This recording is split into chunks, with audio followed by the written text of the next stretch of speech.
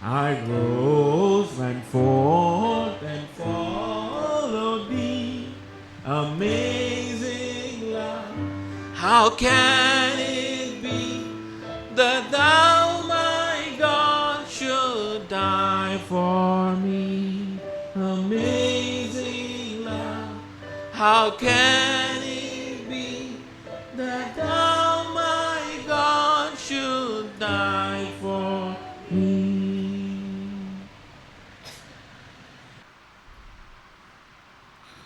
Okay, Romil రాసిన పత్రిక 8వ అధ్యాయం 26, 27 వచనాలు.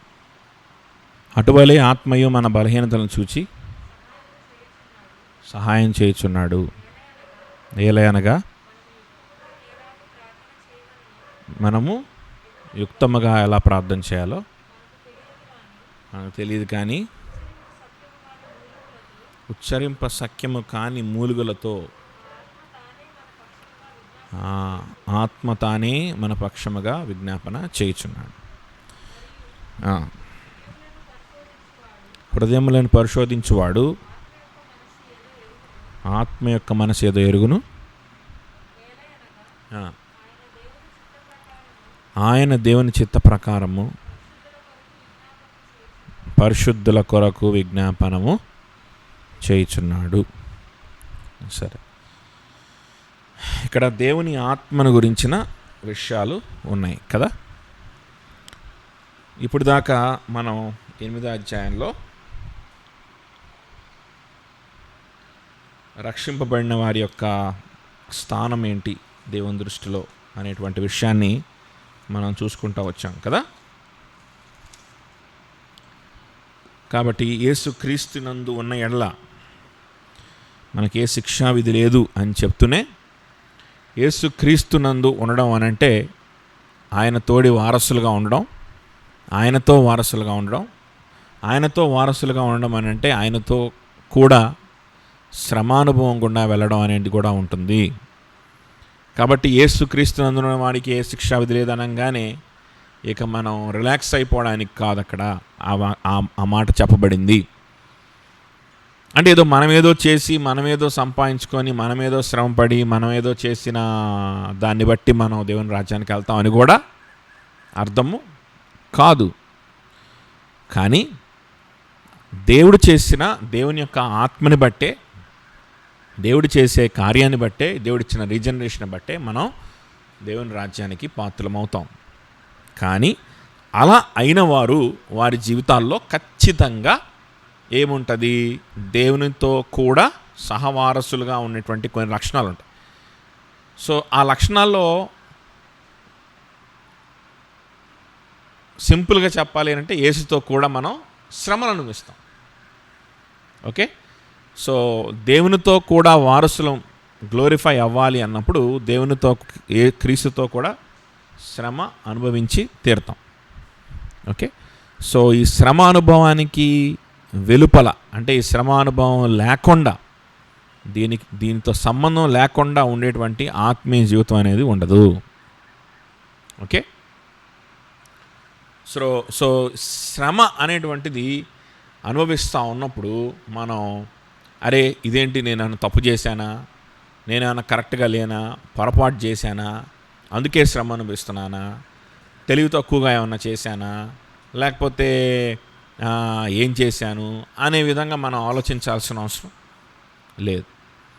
దేవుని నిమిత్తం, క్రీస్తు నిమిత్తం, క్రీస్తుతో మనకున్నటువంటి సంబంధం నిమిత్తం క్రీస్తుని మనము ఒబే చెయ్యాలి.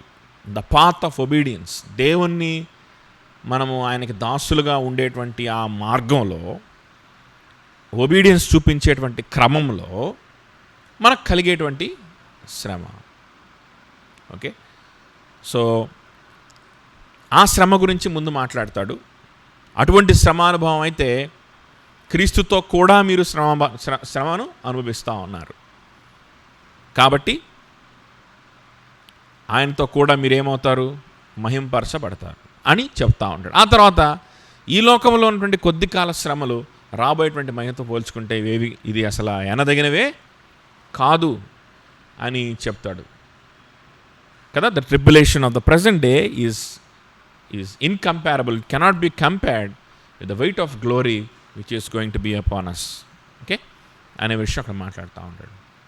సో ఈ లోక శ్రమలు అని చెప్తా ఉన్నప్పుడు దేవుణ్ణి ఒబే చేయడానికి మనం తీసుకున్నటువంటి కొన్ని నిర్ణయాలు, ఆ మార్గంలో ఆ త్రోవలో మనం వెళ్తున్నప్పుడు కలిగేటువంటి శ్రమలు, ఈ మార్గంలో ఉండగా అంటే దేవుని యొక్క ఒబీడియన్స్ అనేటువంటి మార్గంలో ఉండగా, అంటే దేవునికి బానిసత్వము అనేటువంటి మార్గములో ఉండగా, లోకములో అందరి మనుషులతో పాటు కలిగే ప్రతి శ్రమలు కూడా వస్తాయి. ఓకే, అది రోగం కావచ్చు, అది జబ్బు కావచ్చు, అది ఏదైనా కావచ్చు. ఓకే, సో ఈ శ్రమలు మీకు రాబోయేటువంటి మహిమతో పోల్చుకుంటే ఇవి అన్నదగినవి కానే కాదు, ఎనదగినవి కానే కాదు. ఇవి ఎనదగినవి కాకపోగా మీరు క్రీస్తుతో కూడా గనక శ్రమ పడుతూ ఉంటే గనక, ఓకే, క్రీస్తుతో కూడా అంటే క్రీస్తులో ఉంటూ, క్రీస్తుని అనుసరిస్తూ, క్రీస్తుకి ఒబే అవుతూ, క్రీస్తుతో మనకున్నటువంటి సంబంధాన్ని బట్టి మనం కొన్ని నిర్ణయాలు తీసుకోవడం దానివల్ల కలిగింది కావచ్చు, లేకపోతే ఆ మార్గంలో ఉంటున్నప్పుడు కలిగినటువంటి ఇది ఏ శ్రమైనా కావచ్చు. ఆ మార్గంలో ఉంటున్నప్పుడు ఉందా లేదా? 16వ వచనం,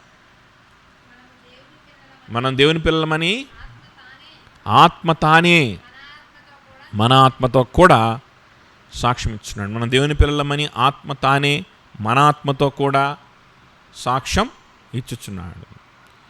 సో మనం దేవుని పిల్లలమని, మనం క్రీస్తుతో కూడా ఉన్నామని, మనం పడుతున్నటువంటి ఏదైతే నష్టం ఉందో, మనం వదులుకుంటున్నటువంటి ఏదైతే విషయం ఉందో, లేకపోతే మనం పడుతున్నటువంటి ఏదైతే శ్రమ అయితే ఉందో, అది యేసుతో కూడా నేను పడుతున్నాను, ఈ శ్రమల్లో నాతో కూడా క్రీస్తు ఉన్నాడు అనేటువంటి ఆ మాట, ఆ కన్ఫర్మేషన్ ఎవరు ఇవ్వాలి? దేవుని ఆత్మే ఇవ్వాలి. దేవుని ఆత్మే ఇవ్వాలి. దేవుని ఆత్మ ఎట్లాగిస్తాడు? దేవుని ఆత్మ ఎట్లాగిస్తాడు? ఇలాంటి కొన్ని శ్రమలు ఇంకా ఎంబ్రేస్ చేసుకోవడానికి మనకి పురుకొలుపుతూ ఉంటాడు, మనల్ని ఇంకా ఎంకరేజ్ చేస్తూ ఉంటాడు. ఎప్పుడు కూడా వెనక్కున్నవి మనకు చూపించాడు దేవుని ఆత్మ. ఇదొకటి ఉంది, దేవుని ఆత్మకు ఉన్న ఒక లక్షణం ఏంటో తెలుసా? ఎప్పుడు కూడా జరిగిపోయిన దానికి వెనక్కున్న వాటిని మనకి ఎప్పుడు కూడా జ్ఞాపకము చేయడు. ఇదిగో నువ్వు ఇట్లా చేసావు కదా, నువ్వు నిర్ణయం తీసుకున్నావు కదా, నువ్వు ఇట్లా శ్రమలు అనిపించావు కదా, గుర్తుందా? అంటే మరి నువ్వు దేవుని బిడ్డవనే కదా అని ఎప్పుడు కూడా ఇలాంటి మాటలు దేవుని ఆత్మ చెప్పడు. మీరు ఎప్పుడైనా గమనించుకోండి. పూర్వం చేసినటువంటి విషయాల్ని జ్ఞాపకం చేసుకొని అట్లా చేశానంటే నేను దేవుని బిడ్డనేలే అని ఆలోచించుకుంటున్నారు అని అంటే అది ఎవరి మాటలు కాదు, దేవుని మాటలు కాదు. నిన్ను నువ్వు రీఅష్యూర్ చేసుకోవడానికి, నేను దేవుని బిడ్డనేలే అని సంతోషపడడానికి సైకలాజికల్గా నువ్వు ఆలోచించేటువంటి ఆలోచనలే తప్ప దేవుని ఆత్మ ఏ విధంగా సాక్ష్యం ఇస్తాడు అని అంటే మన జీవితంలో ఇంకా ముందుకి మనల్ని తీసుకెళ్తూ ఉంటాడు అన్నమాట. ఆ రకంగా సాక్ష్యం ఇస్తాడు. దేవుని ఆత్మ నాతో మాట్లాడుతున్నాడు, దేవుని ఆత్మ నా ఆత్మతో సాక్ష్యం ఇస్తున్నాడు నేను దేవుని బిడ్డనని. దేవుని ఆత్మ మన ఆత్మతోటి ఏం చేయాలంట? సాక్ష్యం ఇవ్వాలంట. ఏమని? మనం దేవుని బిడ్డలమని అని. మనకు ఎట్లా అర్థమవుద్ది అని అంటే మనల్ని వెనకాలవి చూసి మనం రీఅష్యూరెన్స్ని పొందుకోం, కానీ మనము ముందున్న వాటి కోసము వేగిరపడుతూ ముందు మనకి ఇంకా ఏ విషయాలు ఉన్నాయో ఆలోచిస్తూ వాటి విషయమై మనము శ్రమానుభవం గుండా వెళ్ళడానికి కూడా ఇష్టపడుతూ మనం ముందుకెళ్తూ ఉంటాం, ప్రోగ్రెస్ అవుతూ ఉంటాం, ముందున్న వాటిని చూపిస్తూ ఉంటాడు. అది దేవుని ఆత్మ. ఓకే, ముందున వాటిని చూపిస్తూ ఉంటాడు. ఇదిగో ఆ విషయంలో నువ్వు శ్రమానుభవం గుండా వెళ్ళాల్సి వస్తుంది. ఆర్ యు రెడీ అన్నప్పుడు yes I'm ready. To go through it. అదిగో నీ ముందుండే ఆ పరిస్థితిలో నువ్వు శ్రమ పడాలి. కానీ ఆ శ్రమలో ఎవరుంటారు? ఎవరితో కూడా శ్రమ పొందుతావు? యేసుతో కూడా శ్రమ పొందుతావు. పర్లేదా, వెళ్తావా అన్నప్పుడు అప్పుడు మన ఆత్మ ఏం చెప్తా ఉంటుంది? ఎస్. క్రీస్తుతో కూడా అంటే ఇంకంతకంటే ఏం కావాలి? Yes, I'm ready for that, I'm prepared for that అని మనం ఒప్పుకుంటూ సంతోషిస్తూ, దేవుని ఆత్మలలో ఉంది, నన్ను విడిచిపెట్టి పోలేదు, నేను దేవుని బిడ్డగా ఉన్నాను, నేను క్రీస్తుతో కూడా శ్రమపడడానికి పిలువబడ్డాను, ఆ పిలుపులోనే ఇంకా నేను అడ్వాన్స్ చేయబడతా ఉన్నాను. దేవుని ఆత్మ నన్ను ఇంకా ఏం చేస్తున్నాడు? అడ్వాన్స్ చేస్తున్నాడు ఆ పిలుపులోనే అనే ఒక నిశ్చయత వస్తుంది. అప్పుడు మనకు అర్థమవుద్దనమాట మనం ఎవరు? దేవుని బిడ్డలము. అప్పుడు మనం అబ్బా తండ్రి అని ఆయనకి మొరపెట్టుకోగలుగుతాం. అబ్బా తండ్రి అని మొరపెట్టుకోగలుగుతాం. ఇక్కడి నుంచి మనము 26వ వచనంలోకి రావాలి. ఓకే, ఇక్కడి నుంచి 26వ వచనంలోకి రావాలి. క్రీస్తుతో కూడా శ్రమపడి ఆయనతో కూడా మహిమ పొందడానికి దేవుడు మనల్ని పిలుచుకుంటా ఉన్నాడు, ఏర్పరచుకున్నాడు. ఆయనతో కూడా మహిమ పొందాలంటే ఆయనతో కూడా శ్రమ పొందాలి అనే విషయం, శ్రమ పొందుతారు దేవుని బిడ్డలు అనేటువంటి విషయాన్ని ఇక్కడ చెప్తా ఉన్నాడు. నువ్వు శ్రమ పొందితే నీ శ్రమను బట్టి నువ్వు దేవుని రాజ్యానికి వెళ్తావని మళ్ళా కానే కాదు, మళ్ళా చెప్తున్నా. సో ఈ మార్గం నీలో ఉంటుంది అని మనకి చూపిస్తున్నాడు. మనం ఊరికే వెరిఫై చేసుకున్నాను. Okay, he's talking about your life ahead of you, not past life. అయిపోయిన దాని గురించి కాదు, ముందున్న దాని గురించి. ఇలాంటి పరిస్థితి ఉండగా ఈ విధంగా దేవుని ఆత్మ మనకు తోడయ్యుండి, నీవు దేవుని బిడ్డవు కదా, దేవుడు నిన్ను ఎన్నుకున్నాడు కదా, దేవుడు నిన్ను ఏర్పరచుకున్నాడు కదా, నువ్వు ఎలాగైనా సరే దేవుని రాజ్యానికి వెళ్ళాల్సిందే కదా.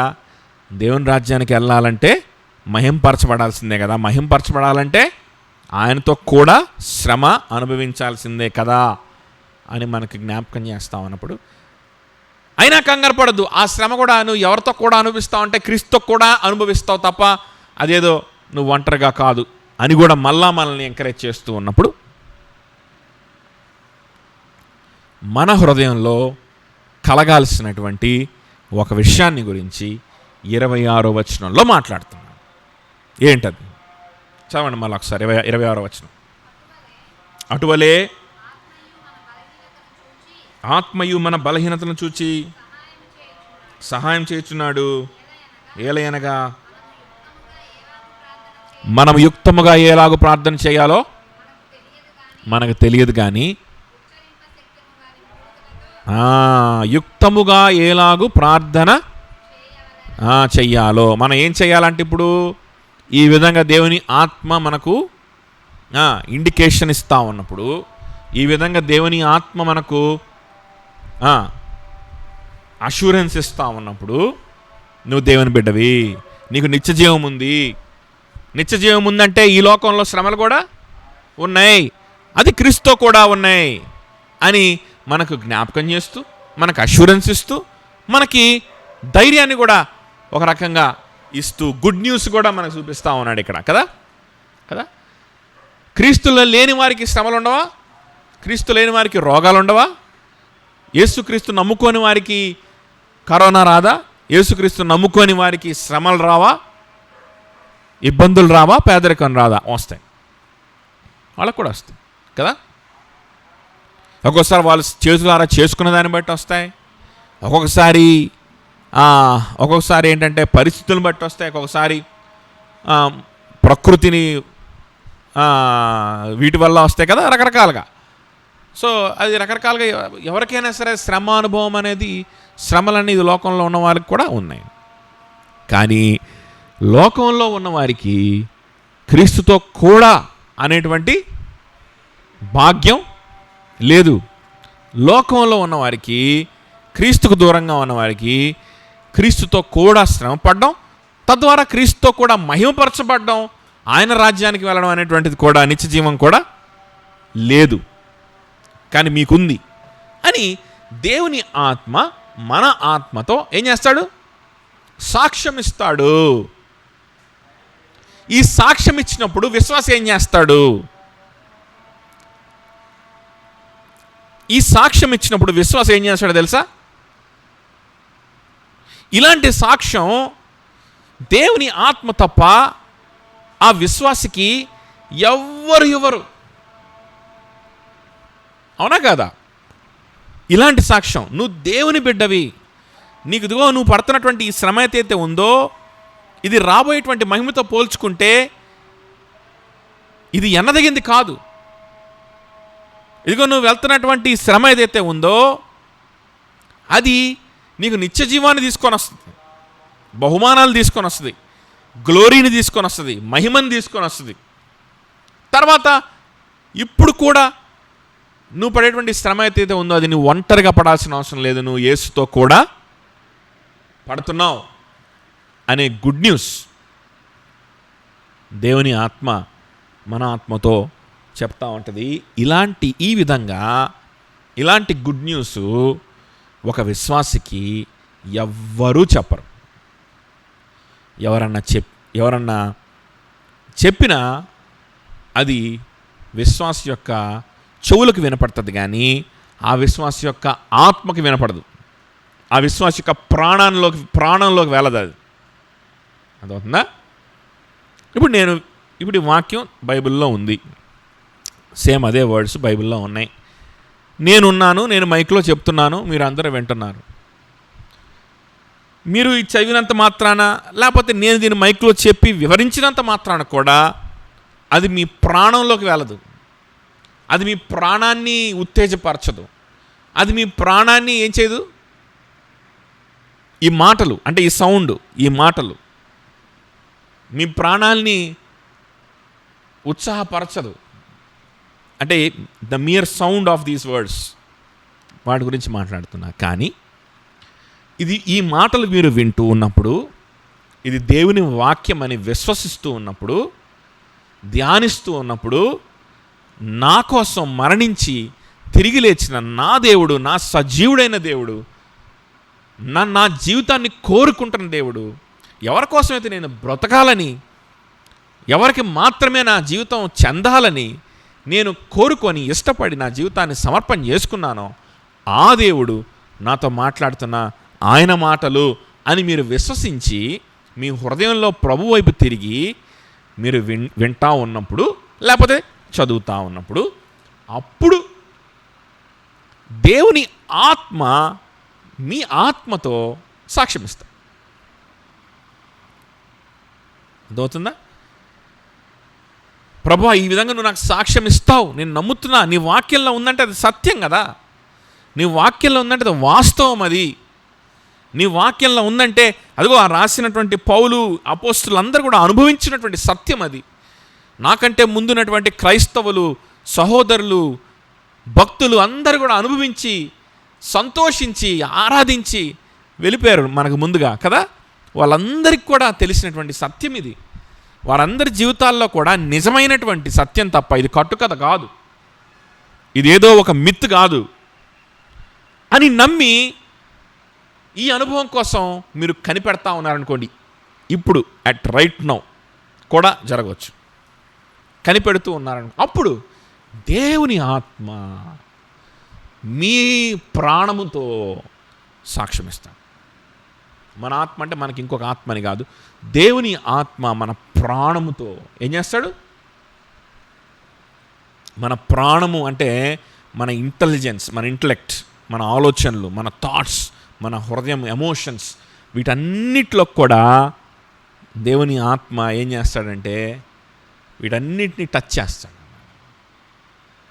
మన ఆలోచనలోకి వచ్చేస్తుంది నేను దేవుని బిడ్డని మన ఆలోచనలోకి వచ్చేస్తుంది, మన హృదయంలో మన ఎమోషన్లోకి వచ్చేస్తుంది నేను ఎవరిని? దేవుని బిడ్డని, అబ్బా తండ్రి అని మనం కేక పెడతాం. సో ఈ రకమైన ఎక్స్పీరియన్స్ మనకి ఎవరిస్తారు? ఇందా నేను చెప్పాను కదా, కేవలము దేవుని ఆత్మ మాత్రమే ఇవ్వగలడు, ఇంకెవ్వరు ఇవ్వలేరు. ఏ మనిషి కూడా ఇవ్వలేరు, ఏ పుస్తకం కూడా ఇవ్వలేరు, ఏ మనుషుల చేత రచించబడిన ఏది కూడా ఇవ్వలేరు. ఈవెన్ బైబిల్ కూడా ఊరికి అలా చదువుకుంటా పోతే కుదరదు. కానీ బైబిల్ ఇవ్వగలుగుతుంది. ఎట్లా?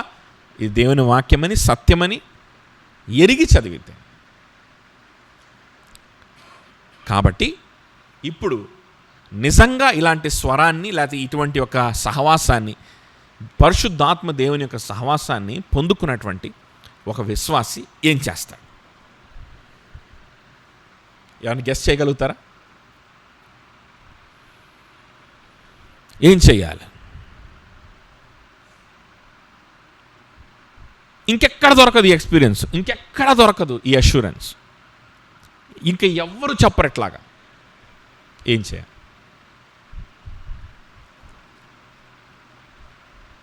ఇప్పుడు నేను ఉన్నాను అనుకో, నేను ఈ వాక్యం ఎంత బాగా వివరించి చెప్తాను, బాగానే ఉంది. కానీ రేపొద్దున మీరు ఏదన్నా మీ వ్యక్తిగతంగా ఏదన్నా మీకు ఇబ్బంది నా దగ్గరికి వచ్చారు, అన్న మరి ఇట్లాగుంది, అందరేమో ఇట్లా డెసిషన్ తీసుకున్నారు, నేనేమో ఇట్లా డెసిషన్ తీసుకున్నాను, మరి ఏంటి నేను కరెక్ట్గానే ఆలోచిస్తున్నానా, నాకు అర్థం కావట్లేదు అని అడిగారండి. అప్పుడు నేనేం చెప్తాను? ఏమోనమ్మా, మనమైతే ఎట్లాగ ఉండాలి అట్లాగ ఉండాలి, మరి నువ్వు ఆలోచించుకో, నువ్వు చూసుకో, జాగ్రత్తగా ప్రార్థన చేయండి అంతే. దానివల్ల మీకేం వస్తుంది? ఇంకొకరి దగ్గరికి వెళ్తే వాళ్ళు ఏం చెప్తారు? కానీ పిచ్చా, మేమందరం ఇట్లా చేస్తుంటే నువ్వు అట్లా చేస్తావేంటని ఇంకోటి వాడి ఇష్టం వచ్చినట్టు వాడు చెప్తాడు. సో ఎక్కడ వస్తుంది నేను దేవుని బిడ్డని అనే అష్యూరెన్స్ నీకు ఎక్కడ వస్తుంది? నేను దేవుని చేత నడిపింపబడుతున్నాను, నేను క్రీస్తుతో కూడా శ్రమ నొందుతున్నాను, కానీ నేను ఒంటరిగా కాదు, నేను క్రీస్తుతో కూడా శ్రమ నొందుతున్నాను. నేను చూస్ చేసుకున్నటువంటి ఈ నష్టం వల్ల నేను ఏదైతే నష్టపోతా ఉన్నానో, నేనైతే శ్రమ అనుభవిస్తూ ఉన్నానో, ఇది వ్యర్థం కాదు, ఇది మీనింగ్లెస్ కాదు, ఇది నాకు ఇటర్నల్ గ్లోరీని ఇస్తుంది అని ఎవరు చెప్తారు? ఎవరు చెప్పాలా? ఎవరు చెప్పాలి? దేవుని ఆత్మ మాత్రం చెప్పాలి. కాబట్టి ఒక విశ్వాసి ఏం చేస్తాడు?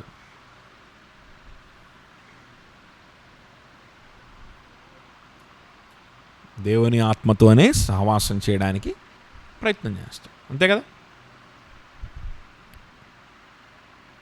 దేవుని ఆత్మతో ఎలా సహవాసం చేయగలడు, దేవుని ఆత్మతోటి ఎలా సమయం గడపగలను, నేను దేవుని ఆత్మ స్వరాన్ని నేను ఎట్లా వినగలను, దేవుని వాక్యం ద్వారా దేవుని ఆత్మ నా హృదయాన్ని తాకాలి, నాకు అష్యూరెన్స్ని ఇవ్వాలి, నాకు ధైర్యాన్ని ఇవ్వాలి, నేను దేవుని బిడ్డనని నాకు అర్థమయ్యేలా చెయ్యాలి దేవుని పరిశుద్ధాత్మ దేవుడు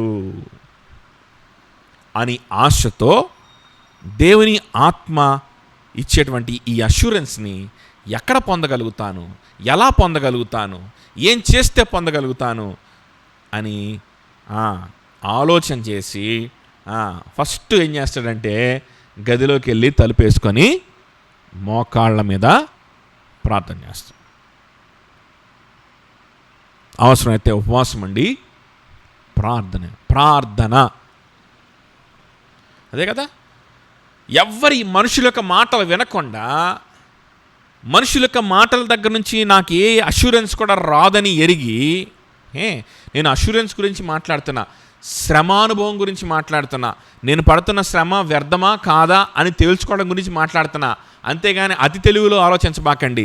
తెలివి కోసం ఏ డెసిషన్ తీసుకోవాలో జ్ఞానం కోసం వెళ్ళి ఉపవాసం ఉందాం అనుకోబాకండి. దాని గురించి కాదు నేను ఉపవాసం ఉండమంటుంది.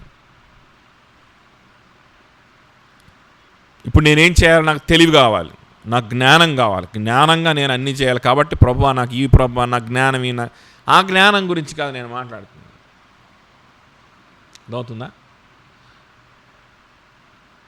క్రీస్తుతో కూడా నువ్వు ఉన్నావు,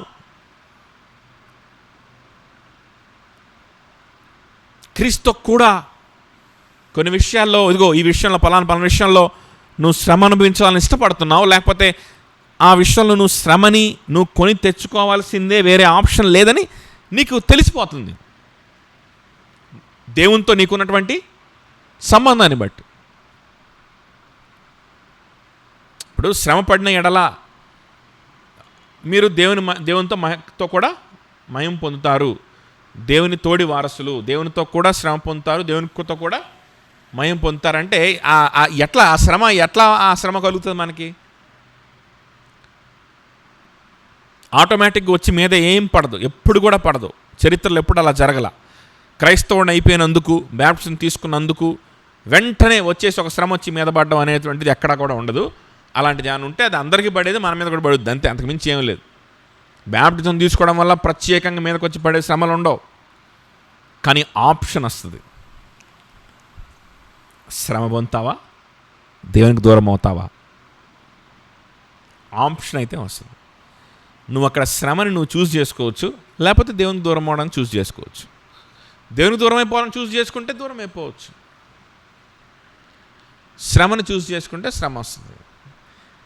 అది మన చాయిసే అయ్యి ఉంటుంది ఎప్పుడు కూడా శ్రమ అనేది. కానీ దేవుడు మన మీదకి బలవంతంగా ఎప్పుడు కూడా శ్రమను తీసుకున్నాడు. గుర్తుపెట్టుకోండి, అదవుతుందా? సో అది మనకు అర్థమైపోతా ఉన్నప్పుడు this suffering needs to be embraced by me.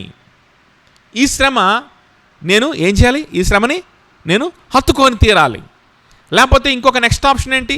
Next alternative ఏంటి? దేవునికి దూరం అయిపోవడమే. కాబట్టి దేవునికి దూరం అవ్వకూడదు. నేను అవ్వలేను, ఎందుకంటే నేను దేవుని బిడ్డని. దేవుని ఆత్మ సాక్ష్యం ఇస్తూ ఉంటుంది అన్నమాట. నువ్వు అవ్వలేవు దేవునికి, నువ్వు ఎట్లా దూరం అవుతావు? నీ వల్ల కాదు అది. నేను దేవుడు ఎన్నుకున్నాడు, నువ్వు ఎన్నుకున్నావా దేవుణ్ణి? నువ్వు ఏర్పరచుకుంటే నువ్వు దూరం అయిపోవచ్చు. కొంతమంది అట్లాంటి వాళ్ళు ఉంటారు, దేవుణ్ణి ఏర్పరచుకున్న వాళ్ళే ఏర్పరచుకుంటా, యేసు ప్రభు కొంచెం మంచి దేవుడిలాగా ఉన్నాడు నమ్ముకుందామని అని ఏర్పరచుకున్న వాళ్ళు ఉంటారు కొంతమంది. అలాంటి వాళ్ళకి అయితే చాయిస్ ఉంటుంది. కానీ నువ్వు ఆ చాయిస్ ఎట్లా చూస్ చేసుకుంటావు? నువ్వు చూస్ చేసుకోలేవు. ఎందుకంటే దేవుడు నిన్ను ఎందుకున్నాడు, నేను ఏర్పరచుకున్నాడు, నీ వల్ల కాదు. కాబట్టి నీకు ఉన్నటువంటి ఇంకొక ఓన్లీ ఆల్టర్నేటివ్ ఏంటంటే శ్రమను ఎంబ్రేస్ చేయడం. కానీ భయపడబాక, నువ్వు క్రీస్తుతో కూడా శ్రమ పొందుతున్నావు, కానీ నువ్వు ఒంటరిగా శ్రమ పొందట్లా అనుకున్న విషయం మర్చిపోవద్దు. ఇంకో విషయం కూడా మర్చిపోవద్దు, ఈ శ్రమ నీకు ఇటర్నల్ గ్లోరీని,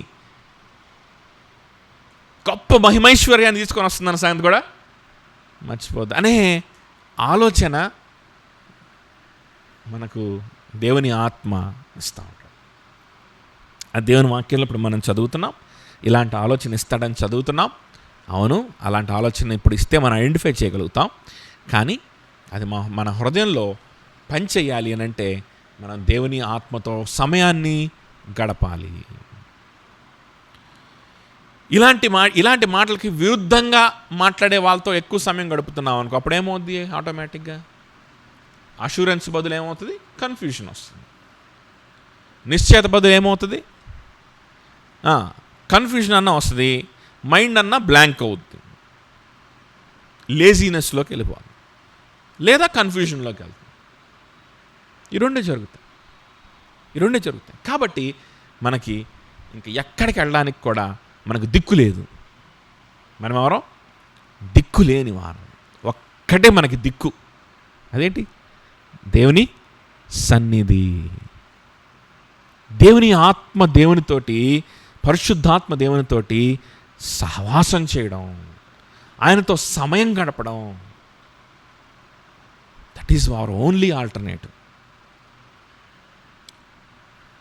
సరే, మంచిదే. ఆయనతో సమయం గడపడం అంటే ఏంటి? ఆయనతో సమయం గడిపేటప్పుడు ఏం జరుగుద్ది అనే క్వశ్చన్ నెక్స్ట్ మనకు కావాలి కదా. దానికి ఆన్సరే 26వ వచనంలో ఉంది. మనకి యుక్తముగా ఎలా ప్రార్థన చేయాలో తెలియదు అంటా ఉన్నాడు. ప్రార్థన చేయాలి, తలుపేసుకోవాలి, లోపలికి వెళ్ళాలి, మోకరించాలని చెప్పాను. కరెక్టే, బాగానే ఉంది, చెయ్యాలి. ఎట్లా ప్రార్థన చేయాలో నాకు తెలిస్తే కదా. ఎక్కడ స్టార్ట్ చేయాలి, ఏం ప్రార్థన చేయాలి, ఎట్లా ప్రార్థన చేయాలి, ఏం కథ? సరే, నాకు అర్థమవుతుంది, నాకు వేరే ఆప్షన్ లేదు. శ్రమని చూస్ చేసుకోవాలి దేవుని నిమిత్తం, ఆయనతో కూడా నేనేం చేయాల్సిందే, శ్రమ అనుభవించాలి. కరెక్టే. హౌ షుడ్ ఐ ప్రే, ఎలా ప్రార్థన చేయాలి? అలాంటి బలహీనత మనందరికీ ఉంటుంది. దానికి అతీతులు ఎవ్వరు కూడా లేరు. ప్రతి ఒక్కరికి ఆ బలహీనత ఉంటుంది. ఉన్నప్పటికీ దేవుని బిడ్డలు ఏం చేస్తారని తెలుసా? కూర్చుంటారు ప్రార్థనకి, లైట్ తీసుకోరు. ఏం చేస్తారు? కూర్చుంటారు. కన్ఫ్యూజ్ అయ్యి గెరగరా అక్కడికి ఇక్కడికి తిరగరు. కన్ఫ్యూజ్ అయిపోయి వాడిని వీడిని కనుక్కోరు. సలహాల కోసం, ఇన్ఫర్మేషన్ కోసం కనుక్కుంటాం, సలహాల కోసం కన్ఫ్యూజ్ అవ్వరు. ఇంకా ఏమవరు? మొత్తం లైట్ తీసుకొని కూర్చోరు. ప్రార్థన చేస్తారు, ప్రార్థనలో కూర్చుంటారు. అప్పుడు ఆత్మ ఏం చేస్తాడంట? మనకి యుక్తముగా ఎలా ప్రార్థించాలో మనకు తెలియదు కానీ ఉచ్చరింప సఖ్యము కాలి మూలుగులతో ఆత్మ తానే ఆత్మ తానే మన పక్షముగా విజ్ఞాపనము చేయుచున్నాడు. చూసారా? ఆత్మ తానే మన పక్షముగా విజ్ఞాపన చేస్తున్నాడు. ఆ ఆత్మ తానే అన్నప్పుడు ఎవరు ఆత్మ? ఎవరు ఆత్మ? ఆ ముందే మాట్లాడాడు కదా, ఈ ఆత్మ ఎవరో. 23 చదవండి. అంతేకాదు ఆత్మ యొక్క ప్రథమ ఫలములొందిన మనము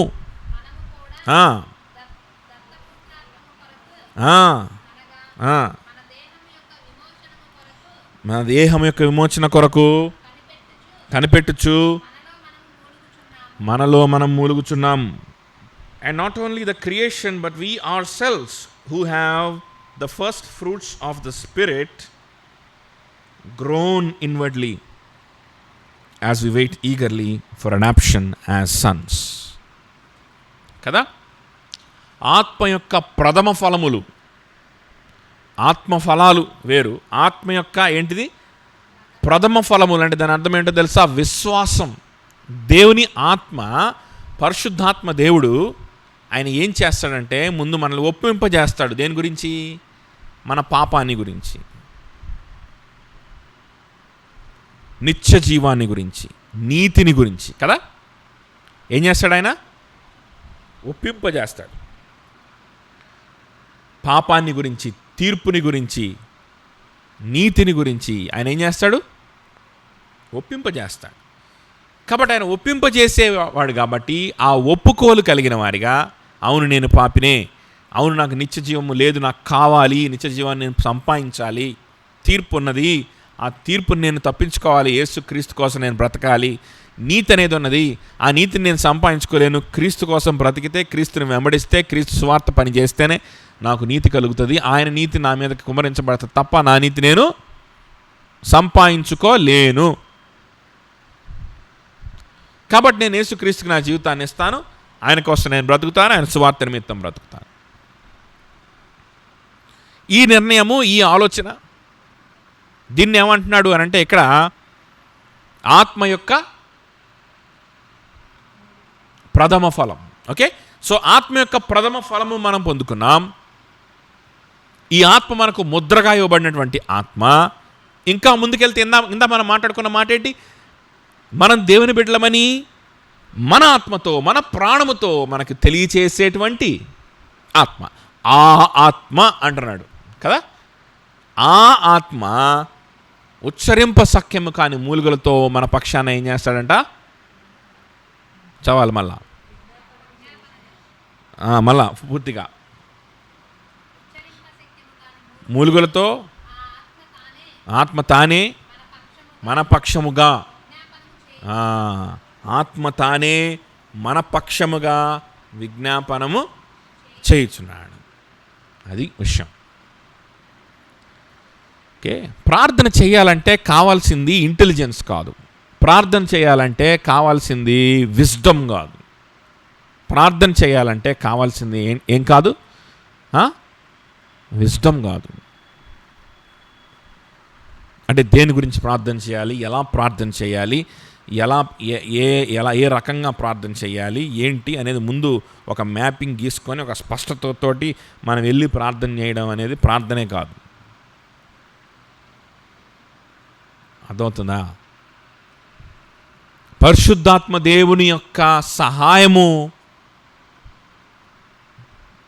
జరిగేటువంటి ప్రార్థన అది కాదు.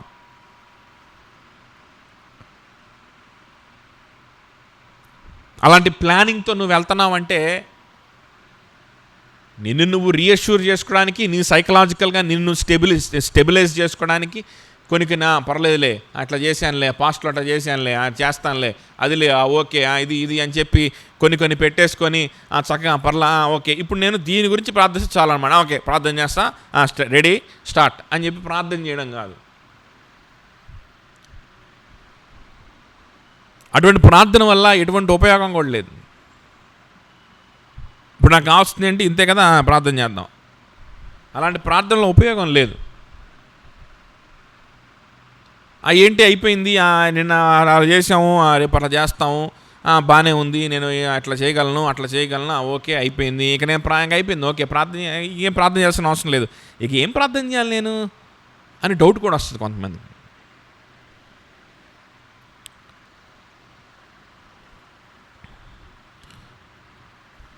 ఒకటి, నువ్వు రక్షింపబడలేదు, దేవుని ఆత్మ నీ ప్రాణంతో సాక్ష్యం ఇవ్వట్లేదు నువ్వు రక్షింపబడ్డావు, నువ్వు దేవుని బిడ్డవని. 2, దేవుని పరిశుద్ధాత్మ దేవుడు నీకు సాక్ష్యం ఇస్తున్నప్పటికీ నీలో ఉన్నటువంటి పాప స్వభావము దేవుని సన్నిధికి వెళ్లకుండా సైతాను, దురాత్మ నిన్ను అడ్డగిస్తుంది. అంధకార శక్తులు అది ఏదైనా కావచ్చు నిన్ను అడ్డగిస్తున్నాయి. ఆ విధంగా మ్యాపింగ్ చేసుకొని ఆ విధంగా ఏదో మనం చేసుకొని వెళ్ళేది అది ప్రార్థన అవ్వదు అసలు. యాక్చువల్గా అసలు ప్రార్థన ఎట్లాగుంటుందంట, యుక్తముగా ఎలా ప్రార్థన చేయాలో మనకు అర్థము కాని పరిస్థితి నుంచి స్టార్ట్ అవుతుంది. అక్కడ యుక్తముగా ఎట్లా ప్రార్థన చేయాలో మనకి అర్థం కావట్లా, ఆ పరిస్థితుల్లో ప్రార్థన కూర్చుంటున్నాడంట. అర్థమవుతుందా? విశ్వాసం ఎట్లా కూర్చుంటాడు ప్రార్థనకి, ఏం ప్రార్థన చేయాలో యుక్తం అంటే ఏంటి, విజ్డమ్. ఓకే, ఎట్లా ప్రార్థన చేయాలో అర్థం కాక ఆ పరిస్థితిలో ఉన్నప్పుడు 2 మార్గాలు కనిపిస్తున్నాయి. ఒకటి దేవునికి దూరం అయిపోవడమా, ఇంకోటి శ్రమని ఎంబ్రేస్ చేసుకోవడం. ఏం చేయాలి ప్రభువా, నీ సన్నిధిలో తప్ప నాకు అష్యూరెన్స్ దొరకదు, ఇంక ఎక్కడికి వెళ్ళినా నాకు తప్పుడు ఇన్ఫర్మేషనే తప్ప ఎక్కడ కూడా నాకు సరైన ఇన్ఫర్మేషన్ దొరకదు. ఈ శ్రమని నేను ఎంబ్రేస్ చేసుకుంటున్నాను, అది క్లారిటీ ఉంది. అర్థమవుతుందా? అది క్లారిటీ ఉంటుంది రక్షింపబడిన ప్రతి ఒక్కరికి. రక్షింపబడకపోతే ఉండదు. దేవునితో సంబంధం ఉన్నప్పుడు ఆటోమేటిక్గా క్లారిటీ వచ్చేస్తుంది. ఆటోమేటిక్గా మనకు అర్థమైపోద్ది ఏ మార్గాన్ని ఎంచుకుంటే దేవునికి దూరం అయిపోతాను, ఏ మార్గానికి ఎంచుకుంటే దేవునికి దగ్గర అయ్యే అవకాశం ఉంది, అవకాశం లేకపోయినా దేవునికి దూరం అవ్వకుండా కనీసం అట్లా ఉండగలుగుతా అనేది ఎంచుకోవడానికి, ఆ శ్రమను ఎంబ్రేస్ చేసుకోవడానికి రక్షింపబడిన ప్రతి ఒక్కడికి అర్థమైపోద్ది. దేవునితో సంబంధం ఉంటే, ఏదన్నా ఉంటే, రక్షింపబడితే. సో అక్కడ మనము నిర్ణయం తీసేసుకున్నాం. అక్కడ తీసుకునేటప్పుడు మళ్ళీ నేను ఇదిగో ఉపవాసంలో కూర్చుంటాను, నేను నాతో మాట్లాడు, నాకు వాక్యం వచ్చేలాగా చేయి, నాకు క్యాలెండర్లో వచ్చేలాగా చేయి, నాకు ఏదో వచ్చేలాగా చేయి అని చెప్పి ప్రార్థన చేయడం అవన్నీ ఉత్తుత్తి ప్రార్థన, అవన్నీ ఫేక్ ప్రార్థనలు అన్నమాట. అవుతుందా? ఆ ప్రార్థనల గురించి కాదు ఇక్కడ మాట్లాడుతుంది. శ్రమను చూస్ చేసుకున్నాము, కానీ ఏంటి, శ్రమను చూస్ చేసుకున్నాం కానీ లోకము, దురాత్మ శక్తులు, అంధకార శక్తులు, మనుషులు నన్ను విసిగిస్తూ ఉన్నారు. అర్థమవుతుందా చెప్పింది? అలాంటి పరిస్థితుల్లో నేను ఎవరి సన్నిధికి వెళ్ళాలి, ఎవరిని ఆశ్రయించాలి? అసలు అట్ ద ఫస్ట్ ప్లేస్ అసలు ఈ శ్రమ గురించి ఎవరికి ఆలోచన రాలు, నాకే ఇలాంటి ఆలోచన వచ్చింది. ఆలోచన కలుగు చేసింది పరిశుద్ధాత్మ దేవుడు. ఆయన దగ్గరికి వెళ్దాం. ఏం మాట్లాడాలి ఆయనతోటి, ఏం ప్రార్థన చేయాలి తెలీదు, ఎలా ప్రార్థన చేయాలి తెలీదు. అర్థమవుతుందా చెప్పింది? క్లారిటీ ఉంది. ప్రభా, ఇదిగో పలానా విషయం దీన్ని వదులుకోమంటావా, లేకపోతే నీకు దూరం అయిపోమంటావా అని అడుగుతావా? బుద్ధుండేవాడు ఎవడని అడుగుతాడు? అట్లాగా అడగడు. సో అక్కడ ఆబ్వియస్గా అర్థమైపోతుంది, దిస్ ఈజ్ మై వే. ఇంకేం అడుగుతావు?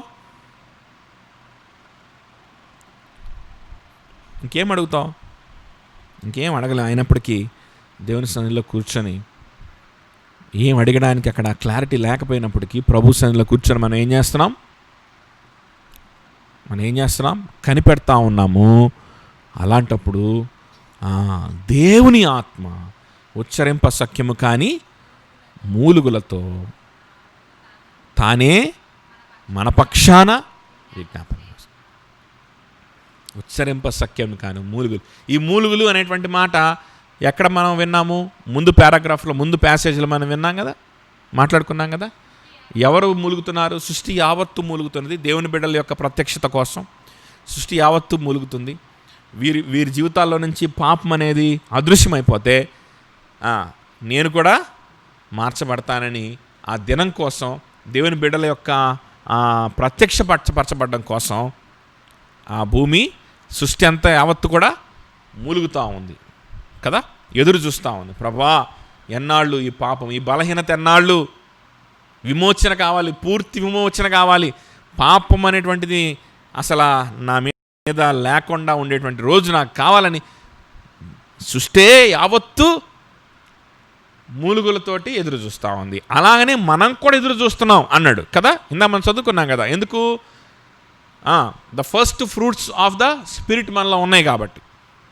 సో స్పిరిట్ చేసినటువంటి, పరిశుద్ధాత్మ దేవుడు చేసినటువంటి మొట్టమొదటి కార్యాలు మన జీవితంలో ప్రత్యక్షంగా సజీవంగా ఉన్నాయి కాబట్టి నేను పాపిని, నాకు అర్థమైపోయింది. నేను ఏం ఆలోచించినా ఏం చేసినా అందులో పాపం ఇన్వాల్వ్ అయి ఉంది. ప్రతి దాంట్లో పాపం ఇన్వాల్వ్ అయి ఉంది. కానీ ఎందుకు నన్ను కనికరించి నీ సహవాసాన్ని నాకు ఇచ్చి, నీ గైడెన్స్ని నాకు ఇచ్చి, నీ వాక్యం ద్వారా నన్ను నడిపిస్తూ ఉన్నావు. కానీ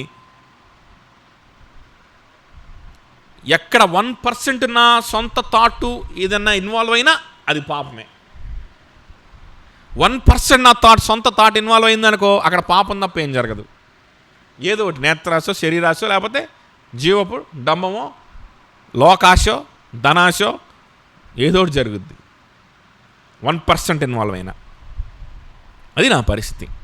నాకు అర్థమైపోయింది. I'm sure about that because the spirit of God has produce some first fruits in me. నేను ఒప్పింపబడ్డాను పాపాన్ని బట్టి, నాలో ఉన్న పాపం గురించి నేనేం చేయబడ్డాను? ఒప్పింపబడ్డాను. నాకు ప్రతి దినం పరిశుద్ధపరచబడాలి, ప్రతి దినం పశ్చాత్తాపం కావాలి, ప్రతి దినము కావాలి. కాబట్టి నేను కూడా ఏం చేస్తున్నాను? విశ్వాసి కూడా, మనము కూడా ఏం చేస్తున్నాము? సృష్టి ఎలా మూలుగుతుందో మనం కూడా ఏం చేస్తున్నామంట? మూలుగుతూ ఉన్నామంట. ఎప్పుడు ఈ బలహీనత నుంచి బయటకు వస్తాం అని మనము కూడా ఆ గ్రోనింగ్, ఆ ఎదురు చూపులు, అర్థమవుతుందా? మన జీవితంలో కూడా, మన హృదయంలో కూడా ఉన్నాయి. ఇదే దేవుని సన్నిధిలో కూర్చొని, ప్రార్థనలో కూర్చొని ఎలా యుక్తంగా ప్రార్థించాలో కూడా అర్థం కావట్లేదు. అయినా సరే ప్రార్థనలో కూర్చొని ప్రభు వైపు చూస్తూ ఉన్నప్పుడు పరిశుద్ధాత్మ దేవుడు కూడా ఇలాంటి మూలుగులతోటి మన పక్షాన విజ్ఞాపన చేస్తాడు. అవుతుందా? ఇటువంటి మూలుగులతోటి పరిశుద్ధాత్మ దేవుడు మన పక్షాన అంటే మనలో ఉన్న పరిశుద్ధాత్మ దేవుడు ప్రార్థన చేసుకుంటాడు. మన ఊరికి అట్లా కూర్చొని బైబిల్ ముందేసుకొని శూన్యంలో చూసుకొని ఆలోచించుకొని గంట అయిన తర్వాత లేచి దులుపుకొని వెళ్ళిపోదామని కాదు అక్కడ విషయం. అర్థమవుతుందా? పరిశుద్ధాత్మ దేవుడు అబ్బా తండ్రి అని పిలువు అన్నప్పుడు మనం వెంటనే ఏం చేస్తాం? అబ్బా తండ్రి అని పిలుస్తాం. పరిశుద్ధాత్మ దేవుడు ఫస్ట్ ఫ్రూట్స్ తీసుకొచ్చిన తర్వాత వెంటనే మనం ఏం చేస్తాం? నేను పాపినని ఒప్పేసుకుంటాం. పరిశుద్ధాత్మ దేవుడు ఇదిగో క్రీస్తుతో కూడా నువ్వు శ్రమానుభవంలోకి వెళ్తావు అని చెప్పినప్పుడు వెంటనే మనం శ్రమానుభవంలోకి వెళ్తున్నాం. పరిశుద్ధాత్మ దేవుడు ఉచ్చరింపని సఖ్యము కాని మూలుగలతో మన పక్షాన విజ్ఞాపన చేస్తూ ఉన్నప్పుడు మన హృదయం అంతరంగంలో అదే మూలుగులు రీసౌండ్ అవుతాయి, రివర్బరేట్ అవుతాయి, రెజనేట్ అవుతాయి. అర్థమవుతుందా? ప్రభు సిలువని ధ్యానిస్తూ ఉన్నప్పుడు కూర్చొని ప్రభు ఇచ్చిన రక్షణ బట్టి, ప్రభు ఇచ్చిన ఫస్ట్ ఫ్రూట్స్ని బట్టి, ప్రభా పాపాన్ని బట్టి ఎంత బాగా నాకు ఎన్లైటన్ చేసావు ప్రభా, పాపాన్ని గురించి ఎంత చక్కగా నాకు కళ్ళు తెరిపించావు, నేను పాపిని విషయాన్ని నాకు ఎట్లా తెలియజేసావు ప్రభా. అనేక మంది నా కుటుంబ సభ్యులు, నా స్నేహితులు పాపంలో ఉన్నారని వాళ్ళకి అర్థం కూడా కావటం లేదు. గొప్పగా వారి జీవితాన్ని వాళ్ళు చూసుకుంటా ఉన్నప్పుడు, స్వనీతిలో స్వభక్తిలో వారు ఉంటా ఉన్నప్పుడు, ప్రభా నాకు నేను పాపిని విషయం నాకు ఎట్లా జ్ఞాపకం చేసావు, ఈ జ్ఞానం నాకు ఎట్లా కలిగింది, నువ్వు చేసిన ఈ గొప్ప కార్యం ఎంత గొప్పది ప్రభా, ఎంత యునిక్గా ఉంది ప్రభా, ఎంత నూతనంగా ఉంది ప్రభా రోజు రోజు అని ప్రభు వైపు చూసి, ఇదిగో నేను తీసుకునే చాయిసెస్లో కూడా నువ్వు నన్ను విడిచిపెట్టట్లేదే, నీకే దగ్గరగా ఉంచుకోవాలని ప్రయత్నిస్తున్నావే, నీకేం మాత్రం కూడా దూరం అయిపోవడానికి నువ్వు ఇష్టపడట్లేదే, ఈ ఆలోచనలు నాకు ఎక్కడి నుంచి వచ్చినాయి, నేను చూశానా, నీ చేతులతో నువ్వు నాకేమైనా డబ్బులు ఇచ్చావా,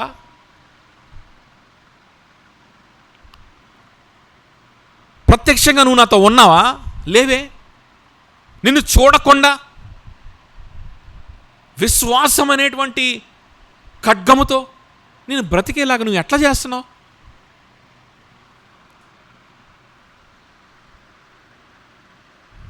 నీ చేతుల నుంచి ఏది కూడా నేను తీసుకోకుండా, ఆ రోజు నీ శిష్యులైతే నీ చేతులతో విరిచి మల్టిప్లై చేసినటువంటి రొట్టెలు చేపలు నీ చేతితో పంచిపెట్టడం వాళ్ళు చూశారు, నీ చేతుల మీదగా వాళ్ళు తిన్నారు. ఈరోజు ఆ ప్రత్యక్షత కూడా నాకు లేదు, కానీ చూడకుండా విశ్వసించి చూడకుండా నీతోనే ఉండాలని నేను అనుకుంటున్నానంటే ఇది సైకలాజికల్ ఫీలింగా కాదు, ఇది ఎవరో హిప్నటైజ్ చేస్తే వచ్చినటువంటి బ్రతుక, లేకపోతే ఎవరో నేర్పిస్తే వచ్చినటువంటి ఆలోచన. దేన్ని ఆశించి? కేవలం నిన్ను ఆశించి. మీరు అనొచ్చు కొన్ని రిలీజియన్స్లో కూడా కొన్ని ఇలా హిప్నటైజ్ చేస్తారు కదా, వాళ్ళ దేవుళ్ళ కోసం వాళ్ళు కూడా కొన్ని చేస్తూ ఉంటారు కదా. మీరు ఏ రిలీజియన్ అయినా చూడండి, మీరు జాగ్రత్తగా గమనించండి, స్టడీ చేయండి. Any religion, they will not do anything for their God. వారి దేవుళ్ళలో నుంచి వచ్చేటువంటి సంపద కోసమో, లేకపోతే కొంతమంది ఏం చెప్తారంటే మన దేవుడు, మీరు గనక మన దేవుని కోసం పోరాడితే, యుద్ధం చేస్తే మీరు స్వర్గానికి వెళ్తారు. ఆ స్వర్గంలో ఏముంటాయి అయ్యా అంటే, ఆ స్వర్గంలో చాలా ఉంటాయి, సుఖభోగాలు ఉంటాయి, మద్యం ఉంటుంది, ద్రాక్షారసం ఉంటుంది, పాలు ఉంటుంది, ఇంకా మగవాళ్ళకైతే అనేక మంది భార్యలు ఉంటారు. ఇట్లా రకరకాలుగా దానికోసం వాళ్ళు ప్రయాసపడతారు, దానికోసం వాళ్ళు చచ్చిపోవడానికి ఇష్టపడతారు, దానికోసం వాళ్ళు ఏది చేయడానికన్నా వెనుకాడకుండా ఉంటారు తప్ప. అవుతుందా? అది ఎనీ రిలీజియన్ కావచ్చు. కొన్ని రిలీజియన్స్లో ఏంటి, ఈ రిలీజియన్ కోసం మనం పాటుపడితే, ఈ ధర్మాన్ని మనం పరిరక్షించుకుంటే మనకి పొలిటికల్గా మనకి స్థానం వస్తుంది, తర్వాత కుల వ్యవస్థ వస్తుంది, కుల వ్యవస్థ వస్తే మనకి పై చెయ్యి ఉంటుంది అని కొంతమంది. అదవుతుందా చెప్పింది?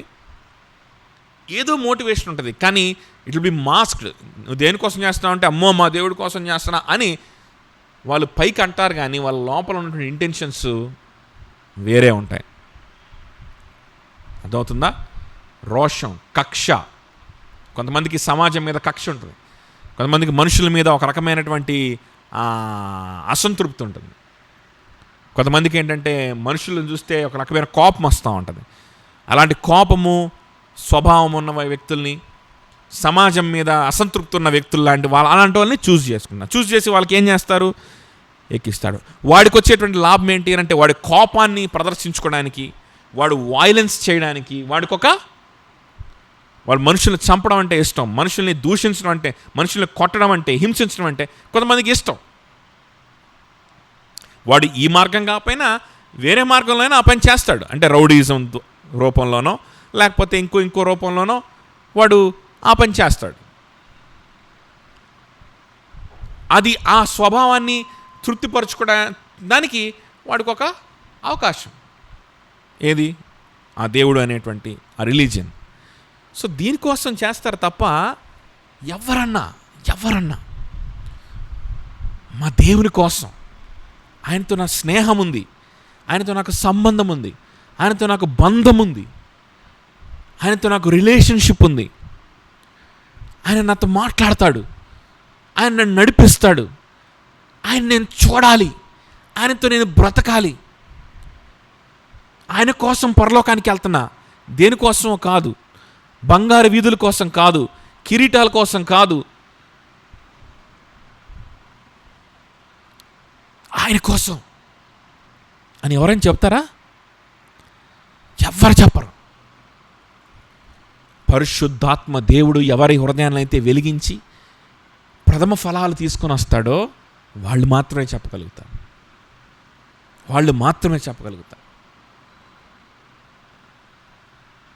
అవును ప్రభా, నీతో నాకున్న సంబంధం ఎంత గొప్పది ప్రభా, ఇంత గొప్ప భాగ్యం నాకు నువ్వు ఇచ్చావు. ఈ గొప్ప సంబంధాన్ని ఎరగడానికి, అనుభవించడానికి నన్ను యోగ్యుడిగా నువ్వు ఎంచుకున్నావా ప్రభా. What can I how can I repay, how can I praise you అని ఉప్పొంగుతూ ప్రభుని స్తుతిస్తూ ఆరాధిస్తూ ఆ సిలువని జ్ఞాపకం చేసుకుంటూ, ఏ సిలువ మరణం ద్వారా అయితే మనకు ఆ సంబంధం సాధ్యమైందో, ఏ సిలువ మరణం లేకపోతే మనము తీర్పులోకి వెళ్ళాల్సిన వారమో కదా, ఆ సిలువని జ్ఞాపకం చేసుకుంటూ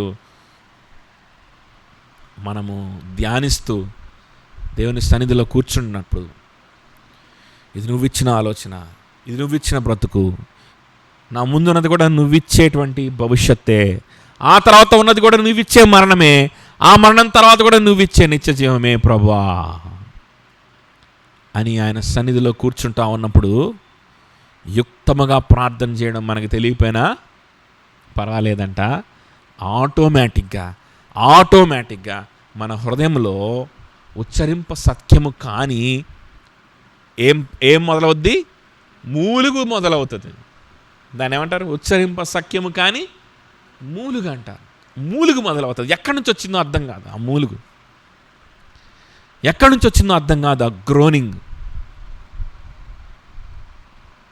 మళ్ళీ ఈ గ్రోనింగ్ గురించి ఉన్నటువంటి థీమ్ మర్చిపోకూడదు మనం. ఈ గ్రోనింగ్ ఎక్కడుందో ఫస్ట్ ఎక్కడ చూస్తున్నాం మనం? సృష్టిలో చూస్తున్నాం, ఆ తర్వాత విశ్వాసలో చూస్తాం. దేనికోసం? పరిశుద్ధుల యొక్క ప్రత్యక్షత కోసం. మనకి దేనికోసం? పాపం అనేటువంటిది అబ్సల్యూట్గా మాయమైపోయి మనకు కలిగేటువంటి మహిమ కోసం.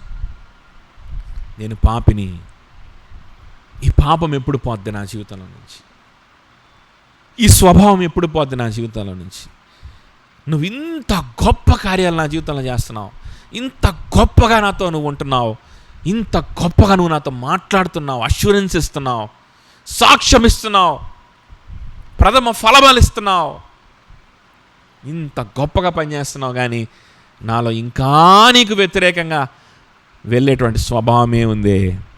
ఇంకా నీకు వ్యతిరేకంగా ఉండేటువంటి లక్షణాలు ఎన్నో ఉన్నాయి. నీకు వ్యతిరేకంగా సలహాలు ఇస్తే దాన్ని పాటించాలని వేగిరపడేటువంటి స్వభావం ఉంది. దురద చెవులు ఉన్నాయి. నీకు వ్యతిరేకంగా, నీ లార్డ్షిప్కి వ్యతిరేకంగా, నీ వాక్యానికి వ్యతిరేకంగా, వాక్యాన్ని వక్రీకరించి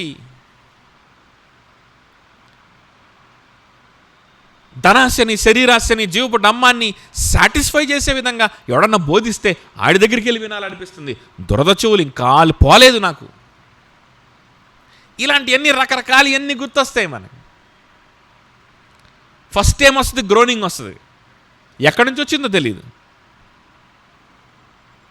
అది ఎక్కడి నుంచి వచ్చిందో ఇప్పుడు ఎక్కడ చెప్తున్నాడు. ఎక్కడి నుంచి వచ్చింది? అసలు అది నీ గ్రోనింగ్ కాదు, అసలు అది నీకు సంబంధించింది కాదు, అసలు అది నీ హృదయంలో కలిగింది కాదు, అసలు నీ మనసులో కలిగింది కాదు, అసలు నీ ప్లాన్లో ఉన్నది కాదు. నువ్వు కేవలం నీ రక్షణ గురించి, యేసుక్రీస్తుతో కూడా నీకు ఉన్నటువంటి బ్రతుకు గురించి నువ్వు ఆలోచించి ఆ సిలువని ధ్యానిస్తూ, స్తుతిస్తూ, ఆరాధిస్తూ కూర్చుంటా ఉన్నప్పుడు నీ హృదయంలో కలిగింది కాదసలది. ఆత్మ తానే. ఎవరైతే నువ్వు పాపివని నీకు తెలియజేశాడో, ఎవరైతే యేసుక్రీస్తుతో కూడా నీవు జీవిస్తున్నావు, ఆయనతో కూడా నువ్వు సహవారసుడివి అని నీకు స్పష్టం చేస్తున్నాడో ఆ పరిశుద్ధాత్ముడే. ఆయన పెడుతున్నటువంటి మూలుగలవి. అవి ఎక్కడ రీసౌండ్ అవుతున్నాయి? నీ హృదయంలో, నా హృదయంలో.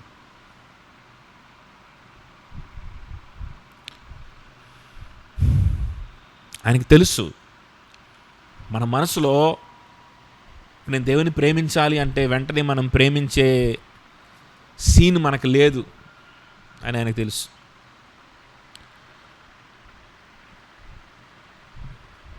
కూర్చొని ప్రభుని స్తుతించాలి అనుకొని కూర్చుంటే మన హృదయం వెంటనే ప్రభుని స్తుతించలేదు.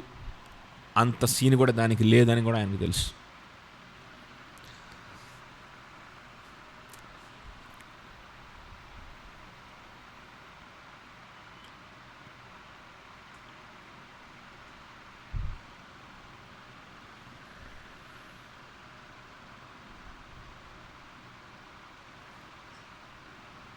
అనేకమైన ఆలోచనలు, అనేకమైనటువంటి అంధకార శక్తులు, అనేకమైనటువంటి మానవ సంబంధమైనటువంటి ఆలోచనలు, ఇవన్నీ మనం కలిగిన వారమని ఆయనకు బాగా తెలుసు. మనం ఎవరైతే దేవుణ్ణి మనం ప్రేమిస్తున్నామో ఆ దేవుణ్ణి మనం విడిచిపెట్టే స్వభావం మనకుందని ఆయనకు తెలుసు.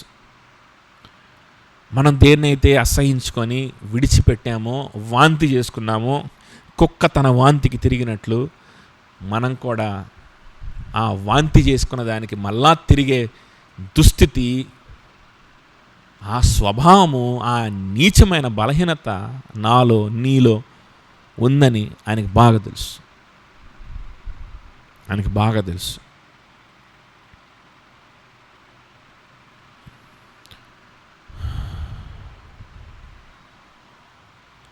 కాబట్టి ప్లాన్ చేసుకున్నాను అనుకో, నాలో ఉన్న పాపాన్ని సాటిస్ఫై చేసుకోవడానికే నేను ప్రార్థన చేస్తాను. కాబట్టి యుక్తముగా ఎలా ప్రార్థన చేయాలో తెలియకుండానే ప్రార్థనలో కూర్చుంటాను. అలా ఆయనే కూర్చోబెడతాడు. ఉచ్చరింపని సఖ్యము కాని మూలుగులు ఆయనే మన హృదయంలోకి తీసుకొని వస్తాడు.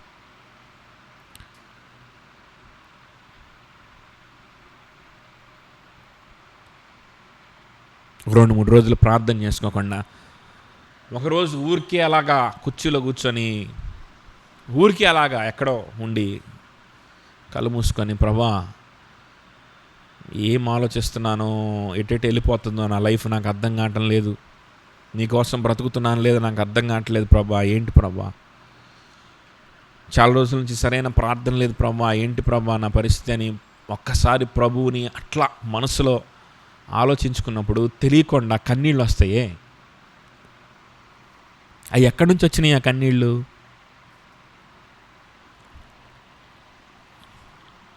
నీ హృదయంలో నా హృదయం నుంచి వచ్చిన కన్నీళ్ళు అయి కాదు. కొన్ని రోజుల గురించి దేవుని గురించి ఆలోచన లేదు, సడన్గా ఎట్లా వస్తాయి కన్నీళ్ళు చెప్పండి? ఎట్లా వస్తాయి? కానీ వస్తాయి. ఎప్పుడో తెలుసా?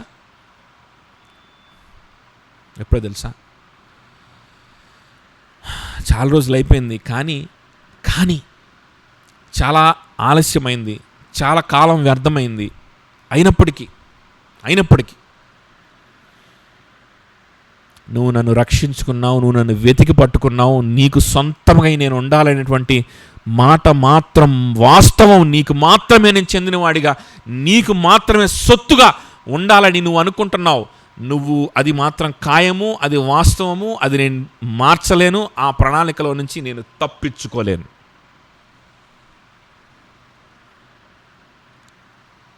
నేను పాపిని, నువ్వు నా రక్షకుడివి, లోకరక్షకుడివి కాదు. జనరల్గా ఏంటది? నన్ను రక్షించుకున్నావు, నన్ను నీ సొత్తుగా చేసుకుంటున్నావు, నన్ను నీకు దాసుడిగా, బానిసగా నువ్వు చేసుకుంటున్నావు అన్న సంగతి నేను డినై చేయలేను.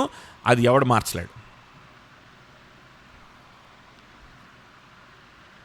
But how glorious it is, but how wonderful is this call, but how gracious and merciful is this fact that I am a son of God, that I can call upon you. అబ్బా తండ్రి అని నేను మొరపెట్టుకోగలను. నేను నీ కుమారుణ్ణి, నేను నీతో తోడి వారసుణ్ణి, నేను నీతో కలిసి కూడా శ్రమ అనుభవించాలి, నీతో కూడా ఒక దినాన మహిమపరచబడాలి. తప్పించుకోలేనటువంటి డెస్టినీ ఇది. What a wonderful destiny I have. What a gracious life I have. ఈ లోకంలో ఉన్న వారంతా వాళ్ళు ఫ్రీగా ఉన్నట్టు భావిస్తూ ఉన్నారు. వాళ్ళు ఇష్టం వచ్చినట్టుగా వాళ్ళు నిర్ణయాలు తీసుకుంటున్నారు. వాళ్ళ విజ్డమ్ తోటి రకరకాల వాళ్ళు ప్లానింగ్ చేసుకుంటున్నారు, ఏంటేంటో ఆలోచించుకుంటున్నారు, చేసుకుంటున్నారు. అంతా బాగున్నట్టు ఫీల్ అవుతూ ఉన్నారు. కానీ వాళ్ళకి నిత్య జీవం లేదు. వారికి ఒక నాడు మరణం వస్తే ఆ తర్వాత ఏమవుతారో వాళ్ళకి తెలియదు. ఈ లోకంలో కూడా ఎవరితో కూడా శ్రమలు వస్తాయి, ఖచ్చితంగా అందరికి వస్తాయి. కానీ ఒకవేళ వాళ్ళకి శ్రమ వస్తే ఎవరితో కూడా శ్రమ పడుతున్నాడో వాడికి అర్థం కాదు. ఎవరితో కూడా శ్రమ పడుతున్నానో వాడికి అర్థం కూడా కాదు.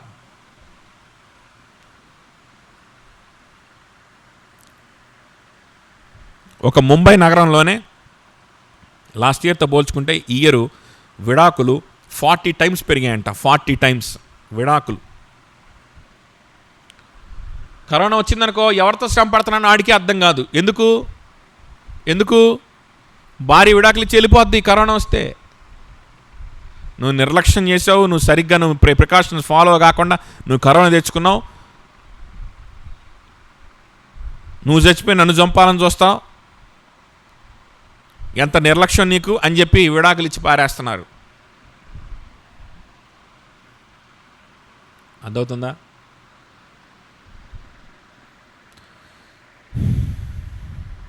ఎవరితో శ్రమ పడుతున్నాను కూడా వాడికి అర్థం కాదు. కానీ మనతో ఎవ్వరు లేకపోయినా మనము క్రీస్తుతో కూడా శ్రమ పడుతున్నాం. క్రీస్తుతో కూడా శ్రమ పడితే క్రీస్తుతో కూడా తిరిగి లేపబడతాం, క్రీస్తుతో కూడా మహిమపరచబడుతున్నాం అనే విషయం నాకు తెలుసు, నాకు అర్థమవుతుంది. How wonderful is this life అని ప్రభుని స్తుతిస్తూ, ప్రభువా స్తోత్రమయ్యా అని మనం ప్రభుని ఆరాధిస్తూ ఉన్నప్పుడు ఆటోమేటిక్గా ఇంకొక మాట వచ్చేస్తుంది అన్నమాట. ప్రభువా నేను ఎంత నీచుణ్ణి, నేనెంత బలహీనుణ్ణి, నన్ను క్షమిస్తావా, నన్ను బలపరుస్తావా, నాకు జ్ఞానం ఇస్తావా. జ్ఞానం ఇస్తావా అని కూడా రాదు, ఎందుకంటే మనకేం తెలియదు, అసలు ఏం అడగాలో కూడా తెలియదు. కానీ మూలుగులు వస్తాయి, మూలుగుతూ ఉంటాం. ఆ రిలేషన్షిప్. ఆ విధంగా కొంతసేపు గడిచే కొలది ఏమవుద్దో తెలుసా, ఆ మూలుగులు వెనకాల ఉన్న రహస్యం ఏంటంటే, మనకేం అర్థం కాకపోవచ్చు, నాకు పలానా నేను ఇట్లాగా ఆలోచిస్తున్నాను, నేను అట్లాగా ఆలోచిస్తున్నాను, ఇది తప్పు నాకు అర్థమవుతుంది, కానీ నేను ఏం చేయలేకపోతున్నాను, ఇక్కడ నాకు సరి చేయి, అక్కడ నాకు సరి చేయి అని అడగలేకపోవచ్చు. కానీ వెనక బ్యాక్గ్రౌండ్లో ఆత్మే మన పక్షాన అవన్నీ అడిగేస్తూ ఉంటాం. పరిశుద్ధాత్మ దేవుడే మన పక్షాన అవన్నీ అడిగేస్తూ ఉంటాడు, జవాబు వచ్చేస్తూ ఉంటుంది. ఆ విషయంలో మనం పరిశుద్ధపరచబడుతుంటాం, ఆ విషయంలో మనం సరిచేయబడతా ఉంటాం, ఆ విషయంలో మన పశ్చాత్తాపం వచ్చేస్తుంది, ఆ విషయంలో మనకి క్లారిటీ వచ్చేస్తుంది, ఆ విషయంలో మనం విడుదల వచ్చేస్తుంది, ధైర్యం వచ్చేస్తుంది. ఇంకెవరు చెప్పాల్సిన అవసరంలా.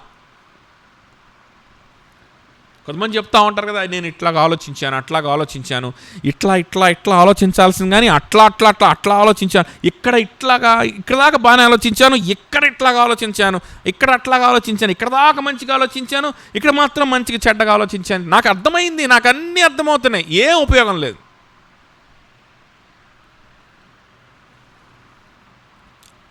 ఏం ఉపయోగం లేదు.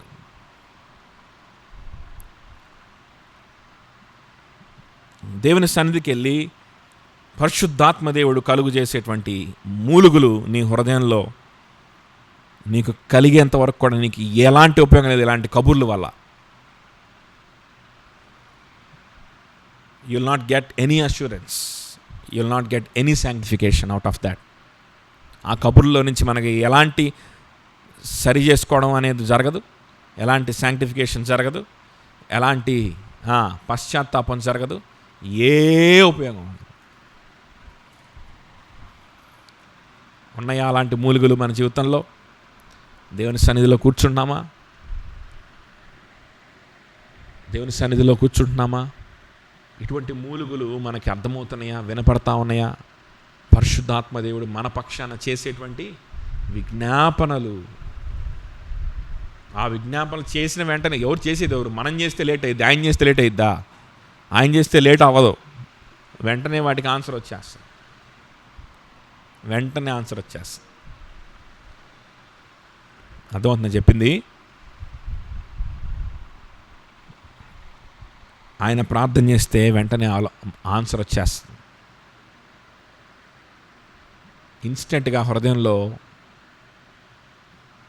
నేను ఇట్లా ఆలోచిస్తున్నా, నాకు అర్థమవుతుంది నేను తప్పు ఆలోచిస్తున్నానని, కానీ అట్లానే ఆలోచిస్తున్నా, ఇలాంటి పిచ్చి పిచ్చి మాటలు ఉండవు, ఇంకొండవు, అవన్నీ ఆగిపోతాయి. నువ్వు ప్రార్థన చేస్తే నా వల్ల కావట్లేదు అనొచ్చు, పరిశుద్ధాత్మ ప్రార్థన చేస్తే నా వల్ల కాదా, ఆయన వల్ల కాదా? నేను పలానా ఇక్కడ నేను తప్పిపోయాను ప్రభా, ఏంటి ప్రభా నా వల్ల కావట్లేదు, నన్ను మార్చు అని అడిగాను కూడా, అయినా సరే ఇక నెక్స్ట్ మనం ఏం చెప్తాం అంటే ప్రార్థన చెయ్యమ్మా అని చెప్తాం. దానికి కూడా ఒక డైలాగ్ అనమాట. ఏంటి? నేను అడిగాను కూడా, ఇదిగో ఇక్కడే నేను తప్పిపోతున్నాను ప్రభా, నేను మరి ఎట్లాగా అని కూడా అడిగాను, ఇంకెంతకంటే ఇంకేం చేస్తాం? ఇంకా దండం పెట్టాలన్నమాట. అది దండం పెట్టి, నువ్వు చాలా గొప్పదానివి, నువ్వు చాలా గొప్పోడివి, నువ్వు చాలా భక్తిపరురాలివి, కాబట్టి నువ్వు చేసిన అన్నీ కరెక్టే, నీకేదనిపిస్తే చెయ్యి అని దండం పెట్టాలి. అప్పుడు సాటిస్ఫై అవుతారు, అన్నమాట. ఒకవేళ దేవుడు కనుక నేను నిజంగా రక్షించుకొని ఉంటే అప్పుడు కూడా సాటిస్ఫై అవ్వవు. జీవితంలో ఆయనకి నువ్వు దూరం అవ్వలేవు. అది దేవుడు మనకి ఇచ్చిన గొప్ప ఆధిక్యత. దీని తర్వాత మనం చూస్తాం అన్నమాట, దేవుడు మనకి ఎంత గొప్ప ఆధిక్యత ఇచ్చాడని. అర్థమవుతుందా? కాబట్టి మనం 26వ వచనం ఒక్కటే చూసాము, అంతటితో ముగించుకుందాం.